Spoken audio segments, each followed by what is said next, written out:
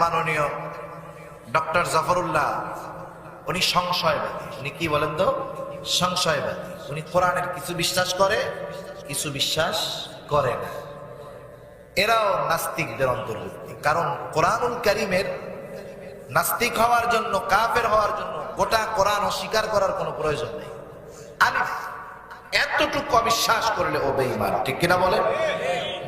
এই নাস্তিকরাও বিশ্বাস করে যে আল্লাহ নাই, দুনিয়া এমনিই চলতেছে। কিন্তু এই নাস্তিক মৃত্যুকে অস্বীকার করতে পারে? মৃত্যুর ব্যাপারে বেঈমান হওয়ার কোনো সুযোগ নেই। মৃত্যুর ব্যাপারে সবাই একমত, মরতেই হবে আজ অথবা কাল। এমন চূড়ান্ত বিষয় থেকে যখন মানুষ গাফেল থাকে, তখন এই মানুষটার চাইতে পোড়া কপালওয়ালা আর কেউ হতে পারে না, ঠিক না? সেজন্য মরণের জন্য তৈরি থাকার তো সব সময় প্রয়োজন।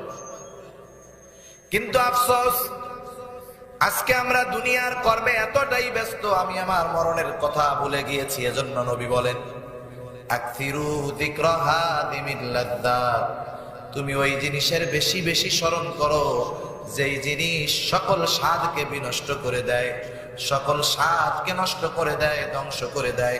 ওই জিনিসের বেশি বেশি স্মরণ করো। এটা কি? এটা হলো মউত, এটা হলো মরণ।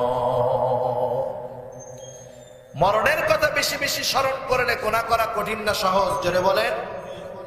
আর যদি কোথাও গিয়ে আমরা কারো মৃত্যু দেখতে পারি, কার মৃত্যু কেমন হলো, সবার মৃত্যু সেম কোয়ালিটির হবে না।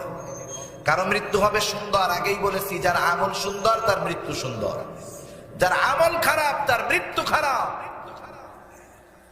আল্লাহ রাব্বুল আলামিন সেই জন্য যেই আয়াতটা তিলাওয়াত করেছি, এই আয়াতের মধ্যে আল্লাহ তাআলা জানায় দিয়েছেন কাদের মৃত্যু সুন্দর হবে। আবার আমরা এটাও জানবো কাদের মৃত্যু কষ্টের হবে। আল্লাহ তাআলা জানায় দেন, ইন্নাল্লাযীনা ক্বালু রাব্বুনাল্লাহ, আল্লাহ তাআলা বলেন নিশ্চয়ই যারা বলে আমাদের রব হলো আল্লাহ। আমাদের রব কে? আল্লাহ। আর জবান খুলে বলেন আমাদের রব কে? আল্লাহ। আমাদের রব হলো আল্লাহ।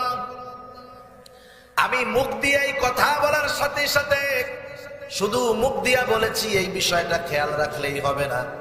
আমাদের রব যে আল্লাহ, এটা অন্তরের মধ্যে যথাযথভাবে জবানের সাথে সাথে অন্তরের মধ্যেও বসায়া দিতে হবে।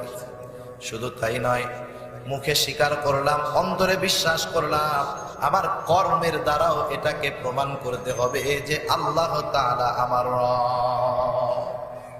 প্রমাণ করতে হবে না? নাহলে তো কাজ হবে না।